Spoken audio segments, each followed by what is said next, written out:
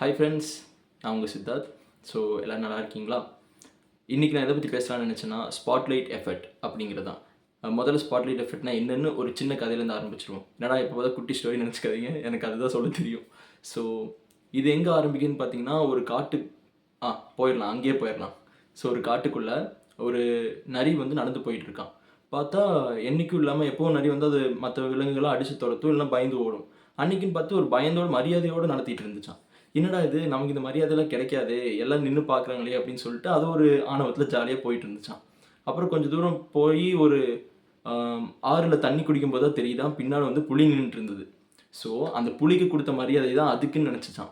இதுதான் சிம்பிளாக spotlight effect. நம்ம ஏதோ ஒன்று பண்ணிகிட்டு இருப்போம், லைக் வந்து இந்த உலகமே நம்மளை தான் பார்க்குற மாதிரி நம்ம நினச்சிட்டு இருப்போம். ஆக்சுவலாக அவன் வேலையை பார்க்குறக்கே அவனும் டைம் இருக்காது. ஸோ இதுதான் சிம்பிளாக ஸ்பாட்லைட் எஃபெக்ட்னு சொல்லுவாங்க. சாரி, லைட்டாக குழறிடுச்சு. ஸோ இப்போ இந்த ஸ்பாட்லைட் எஃபெக்ட்டை பற்றி நான் சொல்லிட்டேன். இது நம்ம லைஃப்லேயும் நிறைய கேள்விப்பட்டிருப்போம். இன்ஃபேக்ட் நம்ம ஸ்கூல் காலேஜ்லலாம் படிக்கும்போது நம்ம ஃப்ரெண்ட்ஸ் எல்லாம் மச்சான் அந்த பொண்ணு தாண்டா பார்க்குது அப்படிம்பாங்க. அங்கே முடிஞ்சுது. ஸோ அது ஃபன் பார்ட். என்ன சொல்ல வந்தேன்னா, அந்த மாதிரி நம்மளை இமேஜின் பண்ணிக்கிட்டு நம்மளை தான் நம்ம ஃபோக்கஸ் பண்ணுறாங்கன்னு நினச்சிக்க பேர் தான் ஸ்பாட்லைட் எஃபெக்ட். ஸோ இதில் சில பாசிட்டிவும் இருக்குது, சில நெகட்டிவும் இருக்குது. ஆக்சுவலாக ஃபுல்லாமே எல்லா விஷயத்துலையும் நெகட்டிவ் இருக்காது இல்லையா? இதுலேயும் சில பாசிட்டிவ்ஸ் இருக்குது.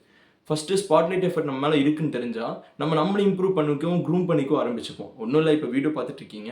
ஸோ இந்த வீடியோக்கு ப்ரெசென்டபிள் நம்ம என்னெல்லாம் பண்ணலாம், ஸோ அதுக்கு நம்ம எவ்வளோ நீட்டாக வச்சுக்கலாம், அந்த அளவுக்கு நம்ம ட்ரை பண்ணுவோம் இல்லையா? இதை தான் வந்து ஒரு பாசிட்டிவாக சொல்லலாம். நெகட்டிவ் சிலது இருக்குது. இன்செக்யூரிட்டாக ஃபீல் பண்ணுறது. நம்ம நல்லா டக்கின் பண்ணி நீட்டாக நடந்து போயிட்டுருப்போம். இது நான் ஃபேஸ் பண்ணியிருக்கேன்.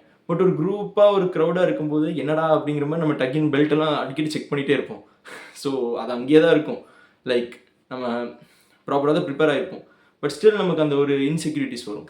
ஸோ இது ஸ்பாட்லைட் எஃபெக்டில் இருக்கிற நெகட்டிவ். ஸ்பாட்லைட் எஃபெக்ட்னாலே நமக்கு தேவையில்லாதானா கண்டிப்பாக கிடையாது. உண்மையாலுமே ஒரு ஸ்டேஜ் ஏறுறவங்களுக்கு ஸ்பாட்லைட் எஃபெக்ட் ரொம்பவே முக்கியம். ஏன்னா உண்மையாலுமே அப்போ ஸ்பாட்லைட் வந்து அவங்க மேலே தான் இருக்கும். ஸோ லைக் வந்து இப்போ நான் ஒரு விஷயத்தை பர்ஃபார்ம் பண்ணணும்னு இறங்கிட்டேன். ஸ்டேஜ் ஏற வரைக்கும் நான் எவ்வளோ வேணால் ப்ரிப்பேர் பண்ணலாம். ஒன் ஸ்டேஜ் ஏறிட்டேன்னா என்ன ப்ரிப்பேர் பண்ணாலும் அந்த ஆடியன்ஸை புல் பண்ணி ஹோல்ட் பண்ணுறது தான் நம்மளோட வேலை. ஸோ நமக்கு தோன்றதை சொல்லலாம், கரெக்டான விதத்தில். ப்ளஸ் நம்மளோட எனர்ஜி, ஆரா எல்லாத்தையும் நம்ம ப்ரெசென்ட் பண்ணலாம். அவங்களும் ரசித்து நிறைய விஷயத்தை தெரிஞ்சுக்கிட்டாங்கன்னா நமக்கு ஹாப்பி தான். ஸோ இதுதான் ஸ்பாட்லைட் எஃபெக்ட்டோட ஒரு சிம்பிள் டேர்ம்னு சொல்லலாம். ஸோ இப்போ இந்த ஸ்பாட்லைட் எஃபெக்ட் நம்ம இறங்கிட்டோம். ஆனால் அதில் எப்படி பெஸ்ட்டாக கொடுக்கணும்? என்னை பொறுத்த வரைக்கும் ஒரு விஷயத்தில் இறங்கிட்டா நம்ம அதை பெஸ்ட்டு கொடுக்கணும். ஸோ அதுக்கு என்ன பண்ணலாம் அப்படின்னு சொன்னிங்கன்னா, கன்சிஸ்டன்ட் ப்ராக்டிஸ். இப்போ வந்து இது ஒரு விஷயத்தில் நம்ம ஸ்ட்ராங்காக இருக்கோம் அப்படின்னா நம்ம வந்து ஈஸியாக அதை பண்ணிடுவோம். அதுவும் சில டைம் ப்ராக்டிஸ்னால வரலாம், ப்ராக்டிஸ் எல்லாமே பண்ணலாம். அப்போ நம்ம ஒரு விஷயத்தில் ஓகேவா இருந்தாலும் இல்லைனாலும் நம்ம கண்டினியூஸாக அதை ப்ராக்டிஸ் பண்ணிகிட்டு இருக்கோம் அப்படிங்கும்போது நமக்கு அது பர்ஃபார்ம் பண்ணுறது பெரிய விஷயமா தோணாது. லைக் நான் வந்து பொதுவாகவே எக்ஸ்ட்ரோவர்ட்டாக இருந்திருக்கேன் நிறைய இடத்துல. ஸோ எனக்கு ஒரு இடத்துல பேசுகிறதுக்கும் உங்கள் கூட இன்ட்ராக்ட் பண்ணுறதுக்கும் ஹாப்பி தான், ப்ளஸ் அந்த ஒரு ஃபியர் இருக்காது. ஸோ இது வந்து நம்ம ஒரு விஷயமா எடுத்துக்கலாம், கன்சிஸ்டன்ட் ப்ராக்டிஸ். ஸோ நமக்கு எதை பெர்ஃபார்ம் பண்ணணும், இல்லை எது வேணால் இருக்கலாம். அது பாடுறதா இருக்கலாம், ஆடுறதா இருக்கலாம், நடிக்கிறதா இருக்கலாம், பேசுகிறதா இருக்கலாம், சொல்லிக் கொடுக்குறதா கூட இருக்கலாம். டீச்சர்ஸை கூட எவ்வளோ ப்ரிப்பேர் பண்ணி கண்டினியூஸாக ப்ரிப்பேர் பண்ணும்போது ஸ்டேஜில் பண்ணுறது ஜஸ்ட் நம்மளோட ரிஃப்ளெக்ஷனாக தான் இருக்கும். நம்ம ஒன்று ஃபேக் பண்ணுறதில்ல, ஜஸ்ட் ரிஃப்ளெக்ட் பண்ணுறோம். ஸோ இது ஸ்பாட்லைட் எஃபெக்ட்டுக்கு நம்ம பண்ணக்கூடிய ஒரே ப்ராக்டிஸ்ன்னு சொல்லலாம். ரெண்டாவது விஷயம், முன்னாடியே அந்த ஸ்டேஜை நம்ம கவர் பண்ண ட்ரை பண்ணுறது. லைக் வந்து சிலர்லாம் இருப்பாங்க, சும்மா போய் தண்ணி கேன் போட வந்தேன் அப்படிங்கிற மாதிரி அந்த ஸ்டேஜை வந்து கிளியர் பண்ணிவிட்டு ரெடி பண்ணிகிட்டே இருப்பாங்க. ஸோ ஒன்ஸ் அவங்க ஈவெண்ட்டே அவங்க ஹோஸ்ட் பண்ணுவாங்க. அதை நானே நிறையா பண்ணியிருக்கேன். லைக் வந்து அங்கே எல்லாமே சின்ட்ரஸ் தான் அப்படிங்கிற மாதிரி.